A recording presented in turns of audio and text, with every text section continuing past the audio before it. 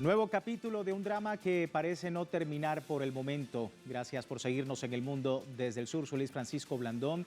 La guerra arancelaria para Trump aún no termina. Ahora amenaza con imponer aranceles de 245% a China, mientras que el portavoz de la Cancillería, Lin Jian, asegura que incluso si Estados Unidos continúa imponiendo aranceles más altos, pues ya no tendrá sentido económico y se convertirá en una broma en la historia de la economía mundial. Parte de las reacciones que esto ha generado y por supuesto el análisis vamos a abordarlo. Antes recordarle a través de nuestras redes sociales y a lo largo del día hemos sondeado la opinión de nuestros usuarios sobre el tema. Algunos de ustedes ya han participado respondiendo a la pregunta que le hemos realizado al respecto, pero igualmente aquí tiene el código QR para que usted pueda participar de la otra arista de este programa. Y es que Estados Unidos ha amenazado con 245% de aranceles y en respuesta fabricantes chinos exponen los verdaderos costos de productos de marca que luego son inflados. En Occidente, ¿cómo influirá esto en el mercado? China ganará nuevos clientes, China sorteará barreras de comercio tradicional, marcas de lujo perderán prestigio, será un revés para el plan de Trump. Son algunas de las opciones.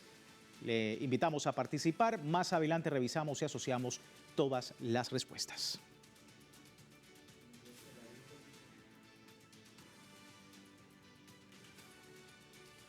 Pero por supuesto, para profundizar más en este tema, hemos invitado a Julio Gambina, especializado en temas de economía mundial. Él integró la presidencia de CEPLA, Sociedad Latinoamericana de Economía Política y Pensamiento Crítico, desde Argentina. Nos acompaña. Muchísimas gracias nuevamente, Julio, por tu tiempo con nosotros. Bienvenido. Bueno, tenemos un inconveniente con el audio.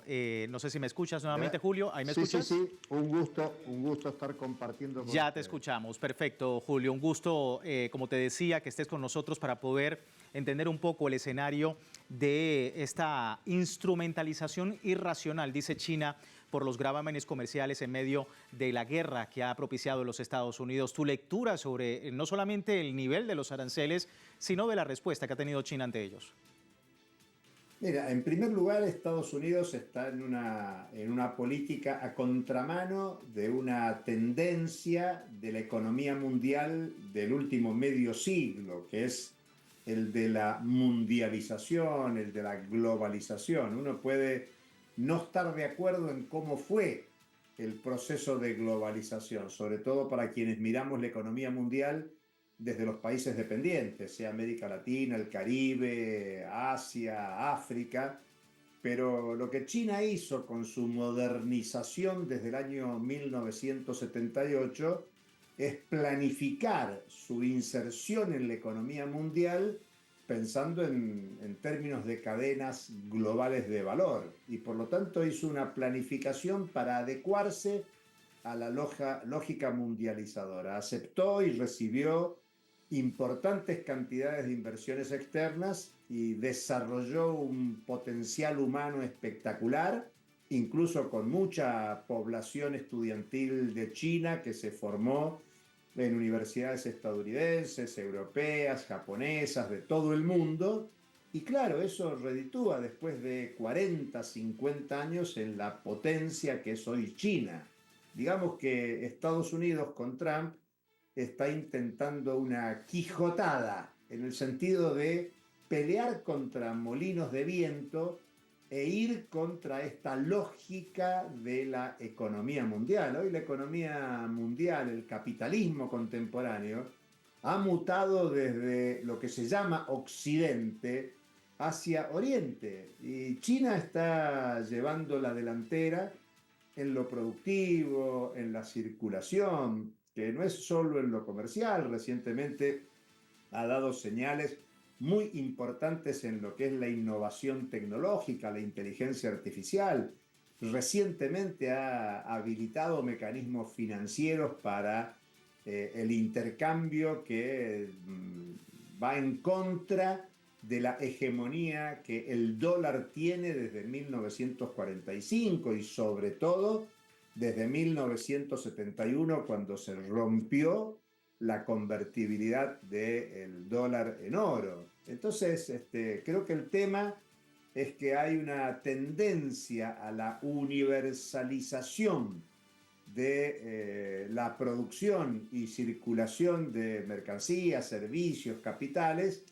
Y vuelvo a decir, uno puede estar de acuerdo o no y criticar y pensar en otra mundialización, en otra globalización, pero está claro que Estados Unidos no puede retomar aquellas inversiones que se fueron hacia China, hacia India, hacia el sudeste asiático, incluso hacia los países latinoamericanos como Brasil, como México, Argentina, Colombia, y pensar que pueden volver a Estados Unidos y reindustrializar Estados Unidos. Es una quimera Sí. que, claro, está generando mucho desorden. Y está generando también que salgan a hablar los propios estadounidenses y el gobierno de ese país. El presidente de la Reserva Federal de los Estados Unidos, Jerome Powell, aseguró que es probable que la inflación suba a medida que los aranceles se están imponiendo. Esto decía.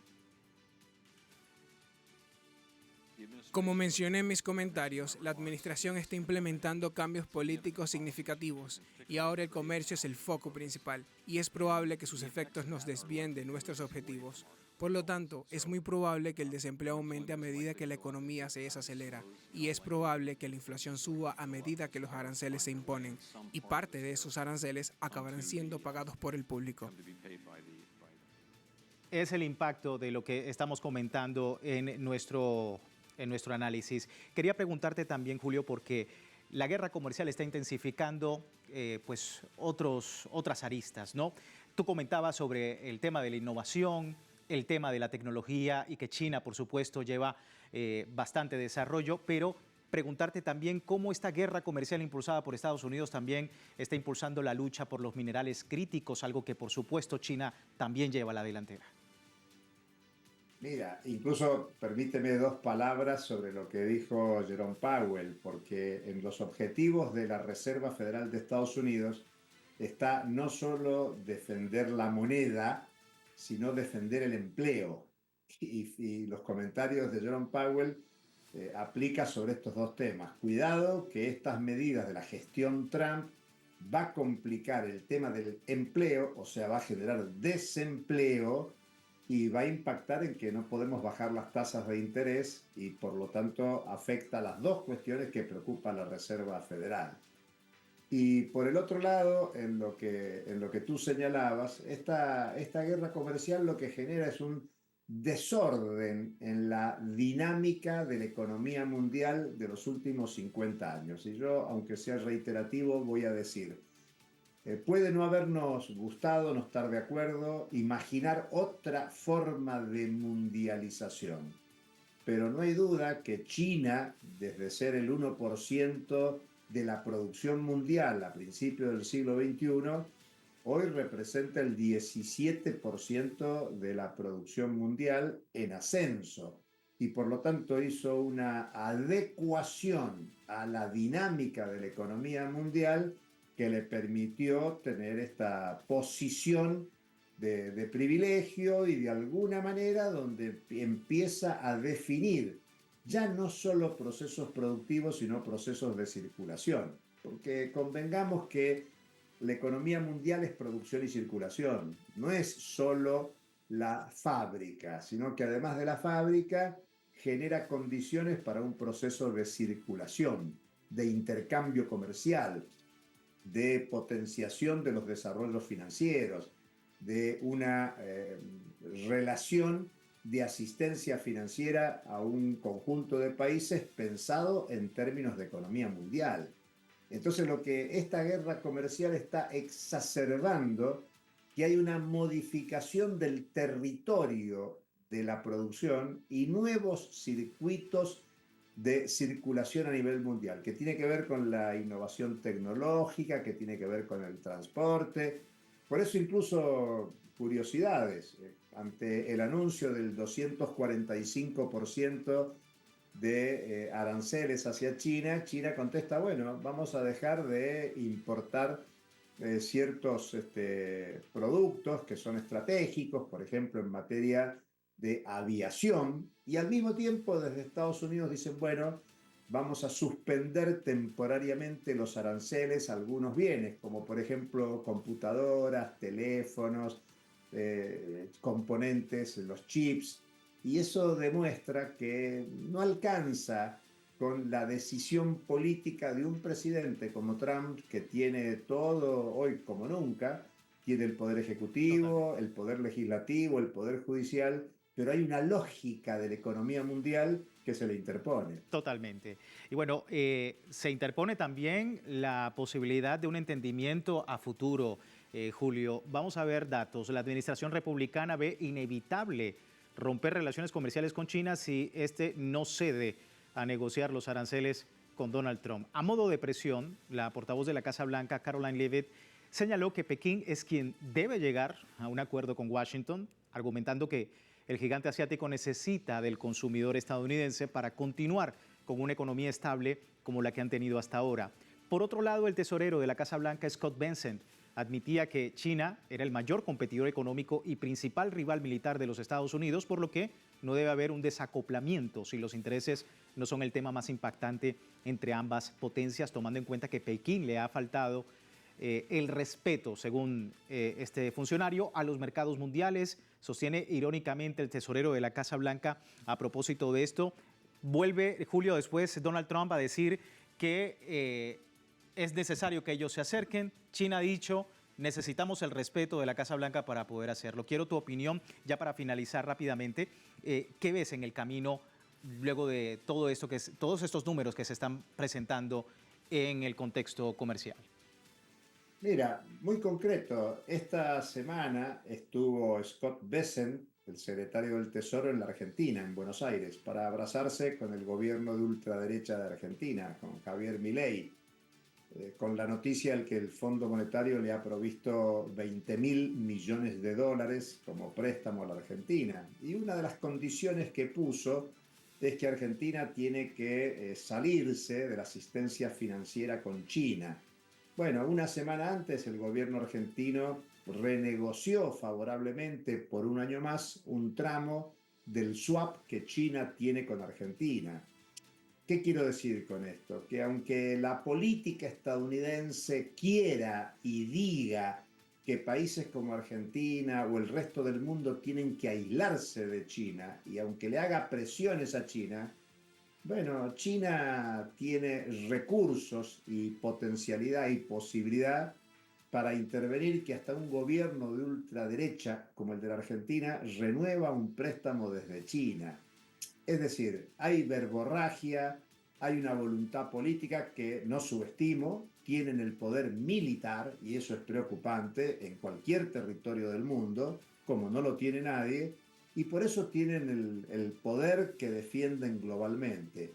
China lo viene haciendo con paciencia, viene respondiendo tranquilamente y multiplicando sus lazos multilaterales con todo el que quiera negociar. Después, claro, está lo que cada país, desde su derecho soberano, negocie. Con China por un lado y con Estados Unidos por otro lado. Creo que el mundo está en tensiones y está todo abierto. Sí, lo cierto es que continúa este drama del comercio internacional y por supuesto aquí nosotros muy pendientes. Se entiende tu análisis, Julio. Muchísimas gracias nuevamente. Muy amable, hasta pronto. Bien, Julio Gambin, especializado en temas de economía mundial para poder entender pues, estos números del comercio internacional y esta guerra financiera, esta guerra de aranceles de Donald Trump. Vamos a despedir la primera parte del programa. Recuerde que aún tiene tiempo de participar en la encuesta que hemos publicado. Acá tiene el código QR. Al final de nuestra emisión analizamos los resultados que ustedes muy amablemente pues están haciendo a través de nuestra cuenta en Telegram. Por lo pronto vamos a una breve pausa en el mundo desde el sur. Ya regresamos.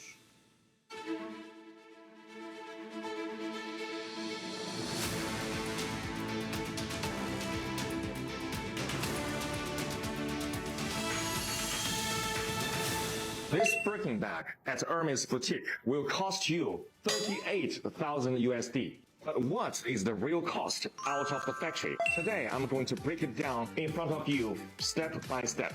First thing first, Hermes only use the leathers from the 3 top-level suppliers. One is called Nuti from Italy. The second is Weinheim from Germany, and the third is Haas from France. One piece of Togo leather, the same leather as this one, will cost 450 USD. And one piece of the leather is only enough to make one Birkin, okay? And next, thread. And of course, for Hermes Birkin, the thread is also the best top level. It's called Fil Al Chinois from France. This is actually the Rolls Royce in thread. For each bag, the cost is 25 USD. And then the hardware. See, this hardware is called 316 hardware. It's also known as the ocean stainless steel because it can withstand the erosion of seawater. It's the best stainless steel. For one piece of bag, the hardware will cost 150 USD. The edge oil. This edge oil is imported from Italy. It's called heat steel edge oil. For each bag, it will cost 50 USD. The interior lining, it used lambskin imported from France. For each bag, the cost will be 100 USD. And also inside, there is a zipper from Riri brand. And the zipper for one bag is 10 USD. And then the cost of human resource. The French artisans is much more expensive than Chinese artisans. To finish one bag, the human resource cost will be 600 USD. The package, now this is not as expensive, it's 10 USD. So now to sum those up, the total cost will be 1,400 USD for one Birkin out of factory. But one Ahí teníamos, gracias por seguirnos en El Mundo desde el Sur, lo que eran unos videos a propósito de todo esto que está ocurriendo en las redes sociales, porque como si se tratara de un verdadero contraataque comercial, miles de videos circulan por TikTok y otras plataformas mostrando a proveedores y productores chinos, invitando a consumidores estadounidenses y a otros países a recibir sin escala sus compras, en una clara respuesta que desafía las medidas arancelarias de Donald Trump y que efectivamente también dan a entender los precios reales de los productos que se consumen en Occidente. Me acompaña Gabriel Fernández, analista político desde Argentina, para poder entender pues todo este escenario. Muchísimas gracias por tu tiempo, Gabriel, bienvenido. Un placer estar allí. Muchas gracias por la invitación.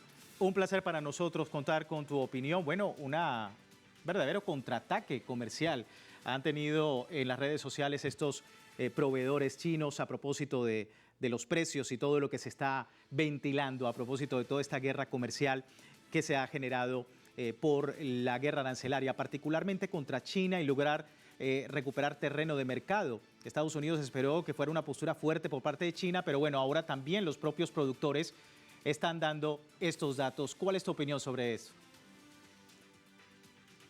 Bien, hay que ser cauteloso en las categorizaciones, ¿no? Por un lado, se va sincerando una situación que creo que muchos sabíamos, y es que la fabricación de un producto no es la registrada dentro de la marca del mismo, sino del lugar donde se... Y esto para la venta pública. Está bien para que se despabile un público, podríamos así decir, ABC1 en el norte del continente y en Europa, que pensaba comprar productos muy distinguidos y estaba comprando productos de Asia, ¿no? Y esto me parece interesante como elemento de clarificación de determinadas situaciones humanas que aparecen ocultas.